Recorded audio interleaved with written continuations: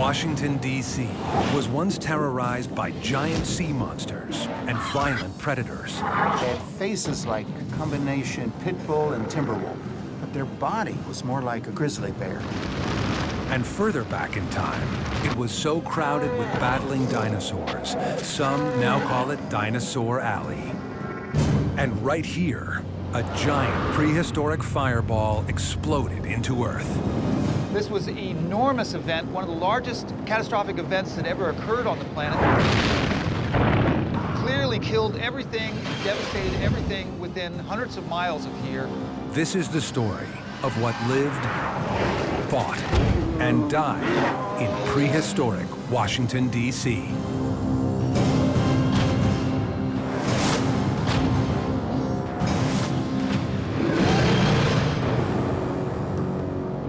The capital of the United States of America is well known as a political battleground.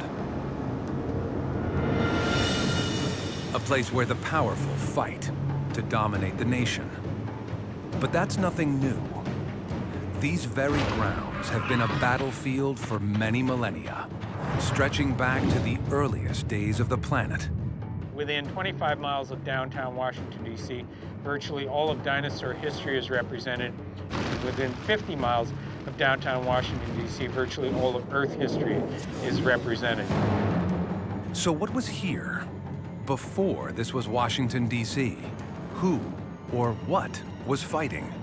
And who was winning? To find out, we'll travel back through time to 14 million years ago, when Washington, D.C.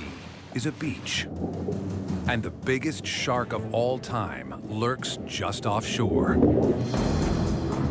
100 million years ago, it's the Cretaceous period. The city's largest meat eater and the largest plant eater are fighting to the death. Meanwhile, killer dinosaur gangs spar inside DC's dangerous forests. Going back 145 million years, Washington, D.C. is in the Jurassic, where life is so fiercely contested that even the world's top predator is struggling to survive. What's revealed is a Washington, D.C. where the players may come and go, but the brawling is never ending. The imposing capital we see today has only looked like this for a geologic blink of an eye. Today, Washington, D.C. is landlocked. The shoreline is more than 80 miles away in Annapolis, the capital of Maryland and home base of the United States Naval Academy. But D.C. was once beachfront property, and Annapolis was completely submerged. Travel back 14 million years. It's the Miocene epoch, when warm global temperatures bloat the seas. 100 feet of water drowns Annapolis. This area is home to the biggest shark ever. An arm of the ancient Atlantic Ocean reaches all the way to D.C., enlarging what will become the modern Chesapeake Bay. And it teems with giant sharks. We got at least 30 species of sharks during that time, whereas in the present Chesapeake Bay, we have only 11. So it was a very rich shark fauna. Remnants of the otherworldly giants that swarmed the bay still wash up along the Maryland shore. This tooth, the smaller one, is a tooth from a modern great white, the fossil version of it, which was collected a few miles south of here. And this tooth is about the size of the tooth of the shark in Jaws. This much larger tooth is a megalodon tooth from the same jaw position. As you can see, in terms of size, it's huge compared to the modern great white. In fact, Megalodon is the largest shark the world has ever seen, and makes Jaws look like a tasty snack. The largest megalodons had a gaping 8-foot-high and 6-foot-wide mouth, big enough that they could swallow a modern great white shark whole. I'm standing at the mouth end of this recreation of the skeleton of the extinct giant white shark, Megalodon. So a large living great white shark is about 20 feet long. This model is 37 feet long, so almost twice that length, but this is not the largest size Megalodon. They could have attained lengths between 50 and 60 feet long, so truly remarkable, enormous animals. Megalodon was a really big super predator. Right now we don't have a shark or any other predator out there big enough to take down most pleasure boats. Megalodon had no trouble carving into the era's dolphins, sea turtles, and especially whales. Some of its teeth were 7 inches long. Well, this tooth, because it's triangular and compressed and serrated, it's excellent for biting flesh. So it could slice through muscle, it's very stout, it could slice through bone. And so this would be a very big generalized carnivore that would look for any big hunk of food to stick in its mouth. Modern-day sharks look gentle by comparison. The great white, if we look at their feeding behavior, they tend to avoid bone. They'll bite the abdomen, they'll bite the tail off of a porpoise, but they won't bite the real bony rib cage, shoulder region. And that's an important region because there's a lot of tissues there, heart, lungs, things that can really kill an animal quickly. On the other hand, if we look at bite marks on whale skeletons for Megalodon, what we find is that they bite through ribs, they bite through the flippers, they bite through the vertebrae. This simply was going for the biggest, heaviest part of the body with all the vital organs. Nothing is safe within miles of ancient DC's shoreline. Megalodon, like modern sharks, can sense prey from miles away. So you're at obviously the business end of the animal, the mouth, filled with all the teeth. And you can see the upper and lower jaws lined with about 200 teeth. And above it, at the front end here, is the rostrum, the very front of the nose. And those openings right behind, those are basically the nostrils, where they can taste or sense or smell water. So they are highly specialized for picking up scent. And once it detected its prey, it would start stalking it and would start aiming exactly where it was going to direct its attack.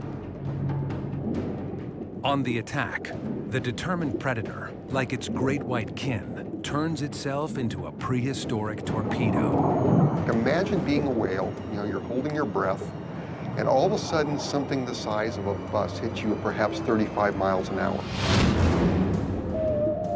It's going to knock the air out of your lungs, it's going to crush bone, and even before starting the bite, the strike itself was probably debilitating for most prey. Megalodon is an underwater weapon of mass destruction. It can butcher 100-foot-long whales. This whale flipper bears the scars of a bite up to 5 times more powerful than a T-Rex. This end of the flipper is pointing into the mouth of the shark. When the teeth come down and impact the bone like this, the shark is shaking its head from side to side quite violently, and the tip of the tooth is marking the bone. But you'll notice there's a slightly different set of markings right here. So the shark opened its mouth again and bit down again and started shaking.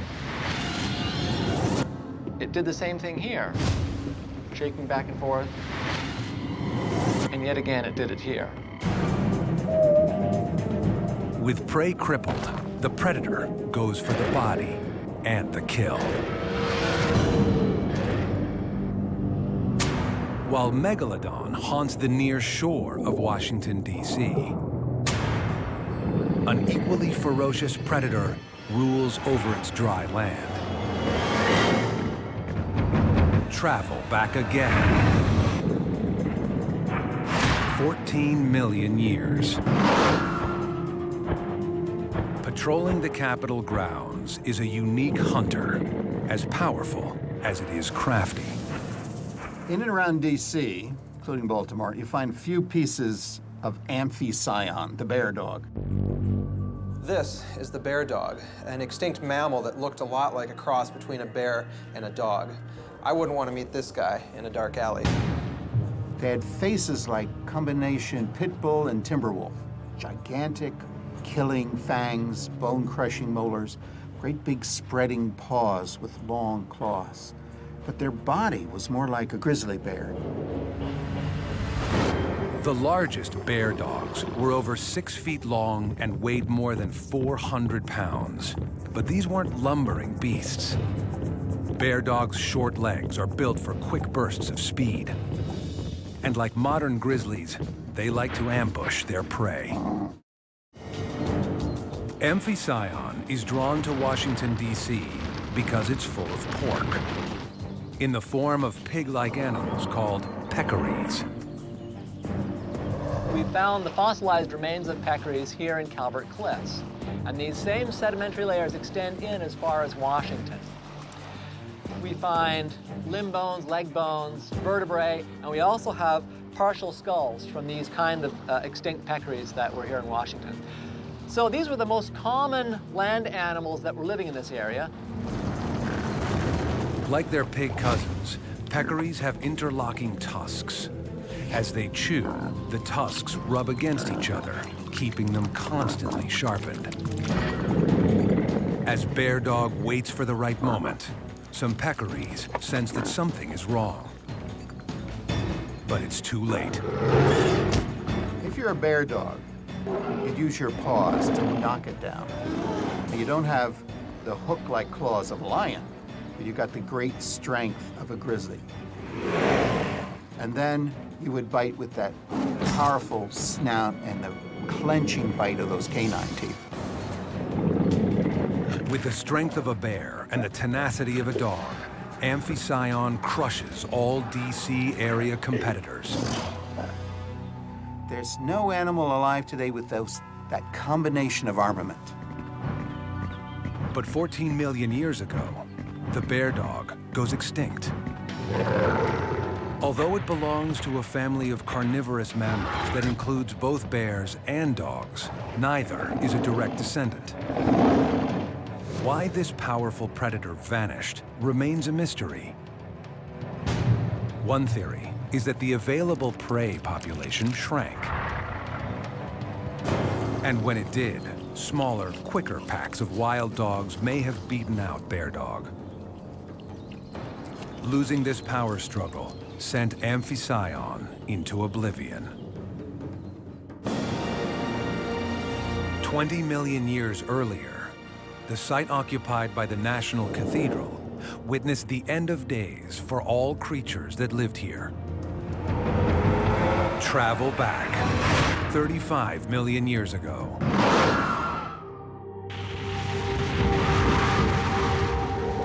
It's the Eocene period. Intense global warming is causing ocean levels to rise and push all the way into the capital. Palm trees grow over the archipelago that is tropical D.C. We're in Washington, D.C., up on top of the National Cathedral, on one of the higher points in Washington, D.C. And you can see over here to my right, the Potomac River. So we believe this may have been all underwater, but some of these highest ridges that we're on, like right here at the cathedral, actually may have been islands surrounded by water. However, on this day, 35 million years ago, a 2-mile-wide boulder is hurtling toward Earth. From here in D.C., when the thing's coming in, we'd see this quick flash, a giant bright light across the sky, and then an enormous flash of light, giant fireball. Imagine all of our nuclear arsenal going off, and if we could multiply it by hundreds of thousands of times, this is how big this thing would be. The fireball is headed for this spot, over 200 miles away from the capital, on what is today Virginia's eastern Chesapeake shore. We're standing here on the edge of the Chesapeake Bay. We're actually here in the southern end of Cape Charles, which is considered ground zero. Traveling at up to 130,000 miles an hour, a speed fast enough to circle the globe in less than 15 minutes. this chunk of space debris is headed for a crash landing in the Atlantic Ocean. If we were standing here just before the impact occurred, we would have maybe a second or two of a light flashing towards us, a big fireball, and then bang, incredible light. And then all of a sudden, stellar flash. It sends out an infrared flash that ignites the forests on the shoreline 100 miles away. An inferno rages through Washington, D.C., but another terror arrives in a flash. The impact has unleashed a screaming shockwave. Every tree, every animal that was living would just be flattened. The meteorite assault continues mercilessly. Right here where we are at ground zero, the top one-third of the crater that forms is excavated and thrown up out of the crater. It overshoots where it can go, and then it collapses back down. And basically, that's like when you throw a rock into the water, you see that water shoot back up? Well, this is what the rocks are doing. You have incredible stuff shooting way up. We've darkened the skies. It's black. It's like midnight now all of a sudden. The cloud is mushrooming out, spreading the stuff all up and down the East Coast. And then you actually had a lot of ejected land there. Hot things would be flying down.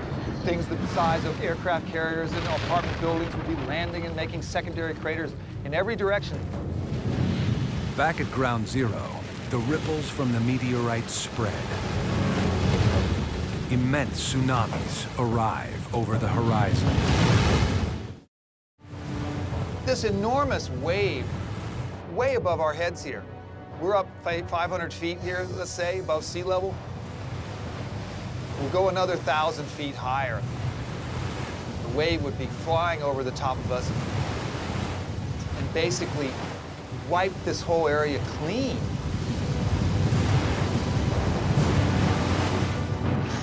So you can imagine the turbulence, the extreme explosions, you vaporize billions of tons of seawater. All these things happening within 15 minutes. That's the amazing thing. What's left of the crater remains, drowned beneath the Chesapeake Bay. At the bay's southern end, just as it opens up into the Atlantic Ocean, the Chesapeake Bay Bridge connects Virginia's eastern shore to the mainland at Virginia Beach.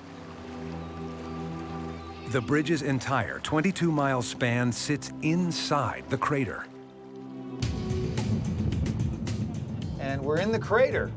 If you drove 60 miles an hour across the crater on a road, it would take you an hour to cross it. So here we are driving on the Bay Bridge Tunnel, and we're still in the crater. We're just crossing a portion of the southern part of the Chesapeake Bay impact crater. The meteorite gouged out a 56-mile diameter hole in the planet. This was an enormous event, one of the largest catastrophic events that ever occurred on the planet.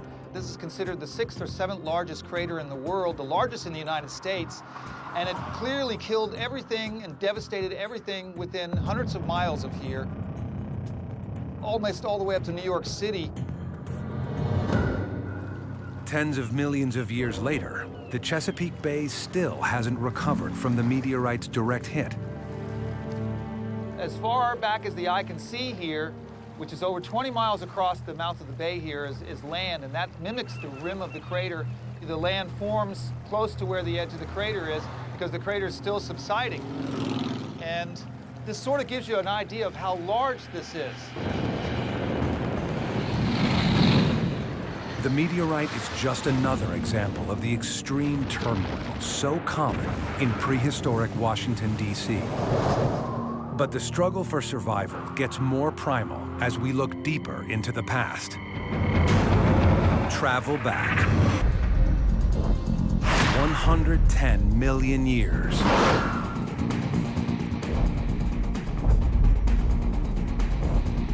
And the hallowed grounds of American history are tread on by living giants.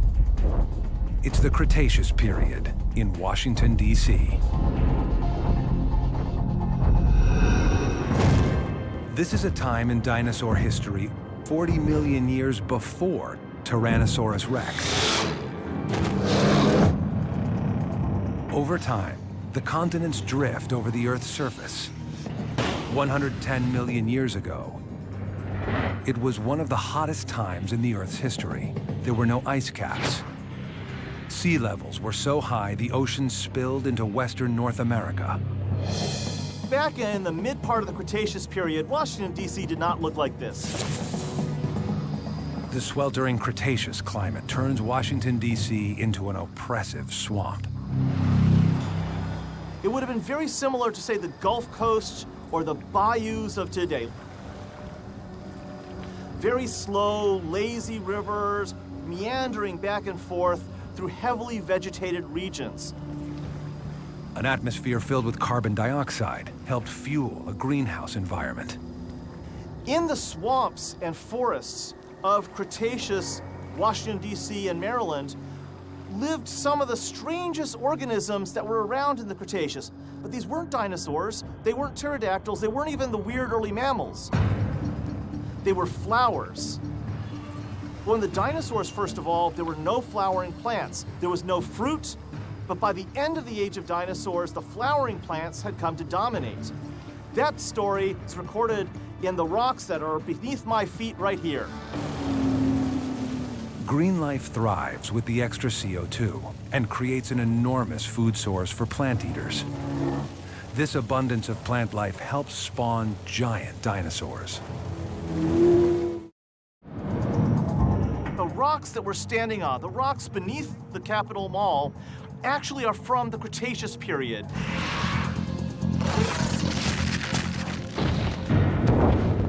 The dinosaurs of the mid-Cretaceous in D.C. were sort of all-American dinosaurs. And in fact, dinosaur bones have been recovered from here in Washington, D.C., including in Capitol Hill. Among the bones found near here are those that belong to a titanic plant eater named Astrodon. Behind me is the giant plant-eating dinosaur Astrodon. It was the most important plant-eating dinosaur in the eastern part of North America, including the DC area, back 110 to 100 million years ago. Stretching out for 70 feet from head to tail and weighing in at 40 tons, the equivalent of 8 school buses. No creature in this town is larger than Astrodon. So we start from the very tip of the head, and that head is a couple feet long, and it's filled with blunt, spoon-shaped teeth. Those teeth helped Astrodon mulch through trees like a prehistoric wood chipper. The head would be the processing point for grabbing chunks of leaves and bushes and so forth, which then would have to pass down neck as long as a truck or a bus. That neck gave this dinosaur the ability to forage in quite a big area.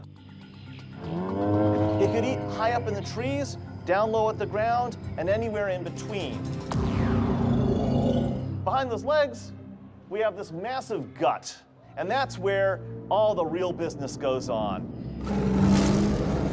It would have been hundreds of feet of intestine in there, digesting lots and lots and lots and lots of plants. Quite frankly, it probably stank, because it's a great big digester. It's a great big compost heap going on in there. But that's what you gotta do to fuel a body like this. A big Astrodon looks like it might have been immune to almost anything, but the looks can be deceptive. If the White House had been here 110 million years ago, its grounds would have been patrolled by a predator named Acrocanthosaurus. This is 40 million years before T-Rex. For the DC area, we have teeth of Acrocanthosaurus preserved from the same rocks where Astrodon bones come from. This shows that the main predator of Astrodon was present in this area too. Although it looks like T-Rex, they are unrelated. One difference between them is that Acro's back has a ridge. It's It's actually the same extension of the backbone that you can feel back behind your neck. But in the case of Acrocanthosaurus, they're quite tall and blade-like. We're not really certain what that adaptation is for. Other meat-eating dinosaurs typically don't have that. This imposing meat eater is built to terrorize prey. Acro stands over 10 feet high at the hip and stretches out over 40 feet long from head to tail. At 5,000 pounds, it's the largest meat eater in the city. It has the goods to rip apart anything it wants. Even giant Astrodon isn't safe from this killing machine. But attacking this titan is high risk, high reward. A dangerous hunt, but one with the potential for a huge meal. So how could a dinosaur like Acrocanthosaurus, which granted, it's a big animal, 3 tons or more, take down a 30-ton, 40-ton giant like Astrodon? First, it would have to be smart. Astrodon is no sitting duck. They're gonna fight back. And when 30 to 40 tons of meat fights back, it could cripple or even kill even the largest predators of its environment. At the target's flanks, the giant killer unleashes its weapons. Its skull is more of a hatchet. It's made to go in there and slice out chunks of meat. And now, Acrocanthosaurus brings in the heavy artillery. If we compare the arms of Acrocanthosaurus to later carnivores like Tyrannosaurus rex, Acrocanthosaurus has much more muscled arms. They make Tyrannosaurus arms look really wimpy in comparison. Acrocanthosaurus was built to take down prey in a way T-Rex could not. This guy could grasp on and hold onto a prey item and probably would strike again and again so that even a big dinosaur like Astrodon would die from blood loss and shock. The top predator of Cretaceous DC wins this contest. It won't need to hunt again for weeks. This man is tracking dinosaurs. He's in a suburb of Washington, D.C., located in Prince George's County, Maryland. It's in a part of the country so rich in fossils that it's called Dinosaur Alley. Well, I'm Ray Stanford, and you can call me a quasi-professional paleontologist. That means that I do what professionals do, but the only big difference is that I don't get paid for it. But that may have an advantage, because if I were getting paid for it, it would be work. This way, it's fun. Stanford has discovered hundreds of dinosaur prints and revealed creatures that were previously unknown to the Washington, D.C. area. There is actually a broader group of species here than has ever been found possibly anywhere in the world as far as the tracks of animals are concerned. It's unique. Travel back again to 110 million years ago. While Acrocanthosaurus and Astrodon are locked in mortal combat, other, smaller dinosaurs stalked the swamps of suburban D.C. This is one of quite a number that I've found that are from a dromaeosaurid. Most people, what they think of would be Velociraptor. This wasn't truly Velociraptor, but it's the same family of dinosaurs. Unlike in the movie Jurassic Park, feathers cover dromaeosaurs and provide insulation. It's a trait dromaeosaurs share with their distant cousins, modern birds. They're loaded with serrated teeth, an extended snout, and long arms ending in 3-fingered claws. The largest of the DC dromaeosaurs is Deinonychus. What sets it apart is a signature sickle claw, hanging ominously on the second digit of its hind legs. Normally, Deinonychus keeps that claw safely off of the ground. But it's a different story when it finds something to eat. Digit 2 was the one that was pulled back up, and then it could be pulled down with muscles, a great arcing claw that with a very sharp point that you just rip. Look at that streak. There is the streak of the killer claw. The slice of its claw preserved in that mud was only a preview of what was to come for the victim. The 10-foot-long, 150-pound Deinonychus has no problem brawling with a beefy plant-eating Tenontosaurus, something that weighs up to 10 times more than itself. That's because this predator doesn't work alone. They could probably do some pretty good leaping from their leg structure and could probably jump up on the sides of much larger dinosaurs. And they can use their killer claw to just rip into the side and just clawing in between the ribs and ripping the flesh. In the wilds of Cretaceous DC, bigger isn't always better.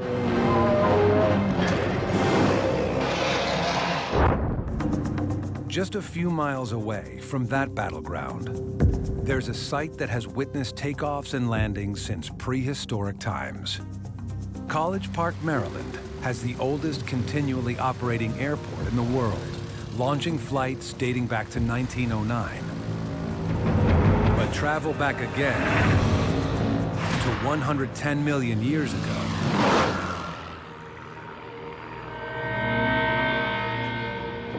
And a different kind of wing fills the skies here. Well, I found this right here in Prince George's County, Maryland, within several miles of the airport here. This is the back footprint of a large pterosaur. In this case, we're probably looking at the left foot. But pterosaurs couldn't fly without their highly evolved hands. These 3 fingers have claws in pterodactyls. This 4th finger, that's the wing finger. And that's gigantic. That's the strongest appendage in the animal, stronger than the whole thigh. As they flap their wing, the rear edge, the trailing edge of the wing, is controlled by the hind leg. They get extra power, downstroke from the hind leg. Estimates place the wingspan of this track maker at up to 30 feet. So this would be very analogous, size-wise, to the wingspan of, say, the planes right behind me here.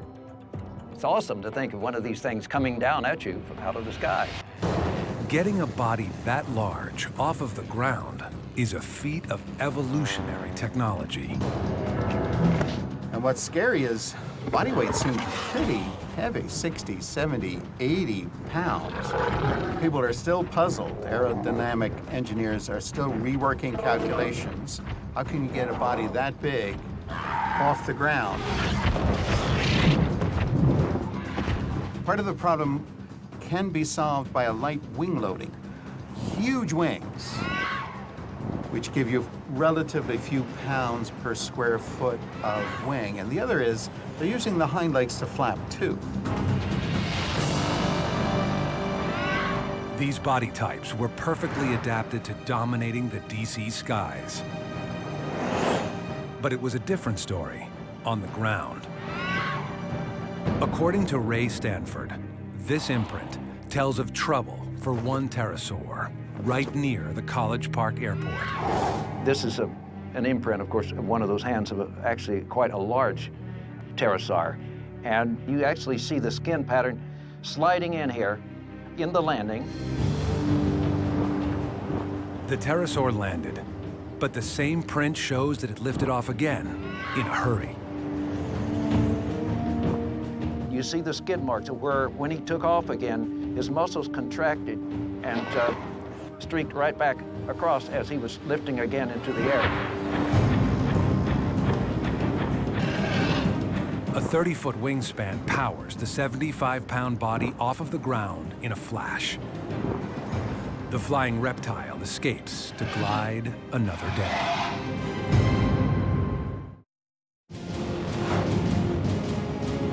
Every year, Washington's Dulles International Airport sees 300,000 takeoffs and landings. But travel back 145 million years. The 26,000-acre airport is in the Jurassic period.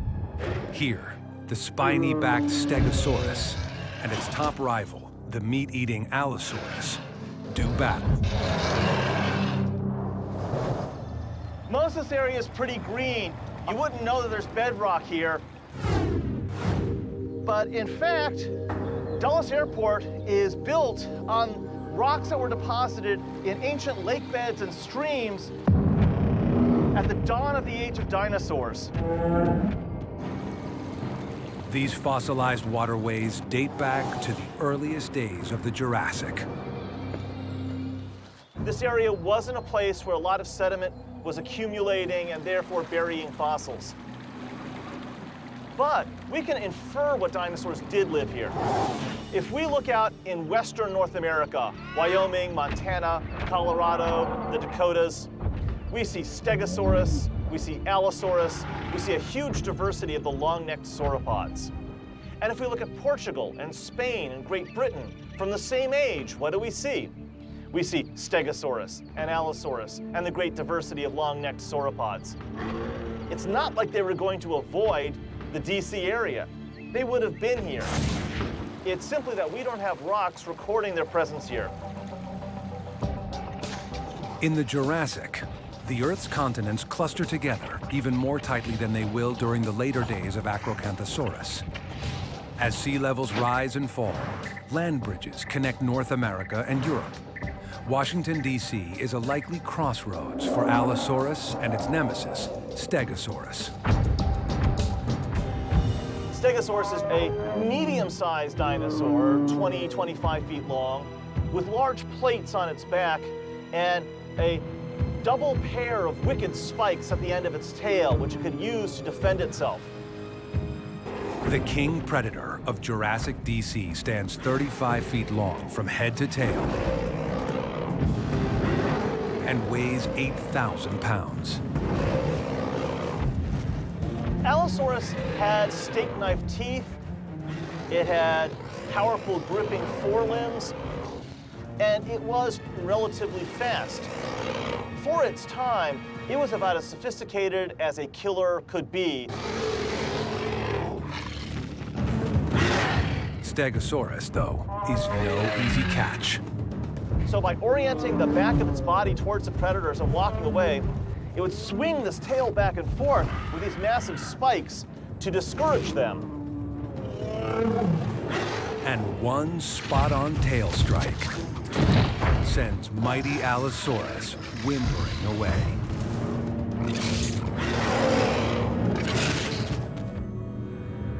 Rewind the clock 50 million years before the Jurassic days of Stegosaurus, and the Earth's continents are crunched so closely together, they have merged to form a single supercontinent. It's called Pangaea. What happens next will determine where the modern capital city will be built. 200 million years ago, it's the beginning of the Jurassic period. The supercontinent of Pangaea is beginning to crack, and it's splitting Washington, D.C. in half. As it pulled apart, it formed this fracture zone, basically a big glorified cliff. That cliff is represented today by the fall line. The fall line is a geologic boundary, dividing elevated rocky ground to its west and low sandy terrain to its east. It's a scar that runs down the east coast of North America, caused by the initial crack in the Pangaean continent 200 million years ago. This crack-up formed a new coastline and gave birth to the Atlantic Ocean. The fall line cuts through Washington, D.C., where the Key Bridge spans the Potomac River. Behind me, you can see the arch of the Key Bridge, the bridge that connects Georgetown to Arlington. Arlington's where the Pentagon is. This is classic Washington, D.C. To the west of the Key Bridge lie the remnants of the ancient Pangaean landmass. Here, the ground gets rockier and the Potomac River gets narrower. And that's why Washington, D.C. was founded here. The earliest settlers couldn't travel past this geologic hurdle by boat. And so a 200-million-year-old continental breakup drew a line in the sand that demanded the city would start right here.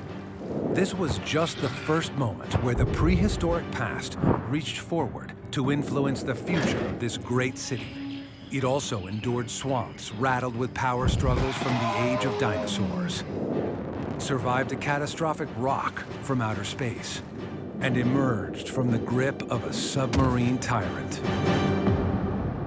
It seems fitting that a place so battle-tested with conflict became the nation's capital. The fighting will continue, just as it always has in Washington, D.C.